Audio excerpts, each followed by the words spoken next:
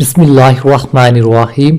नबी अकरम सल्लल्लाहु ताला अलैहि वसल्लम का अरशाद है कि अल्लाह ताला शाना खुद पाक है और पाक ही माल कबूल फरमाते हैं। मुसलमानों को उसी चीज़ का हुक्म दिया जिसको अपने रसूलों को हुक्म फरमाया। चनाचा कलाम पाक में अरशाद है, तर्जमा, ए रसूलो पाक चीज़ों को खाओ और नेक अमाल करो, मैं तुम्हारे अमाल से बाखबर हूँ।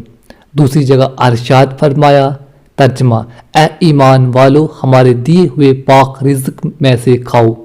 इसके बाद हुजूर अक़दस सल्लल्लाहु ताला अलैहि वसल्लम ने एक शख्स का जिक्र फरमाया कि लंबे लंबे सफ़र करता मुसाफिर की दवा कबूल होती है और इसके साथ ही बिखरे वाले बालों वाला, गबार आलूदा कपड़े वाला यानी परेशान हाल दोनों हाथ आसमान की तरफ फैला कर कहता है, ए अल्लाह, ए अल्लाह, ए अल्लाह। लेकिन खाना भी इसका हराम है, पीना भी हराम है, लिबास भी हराम है।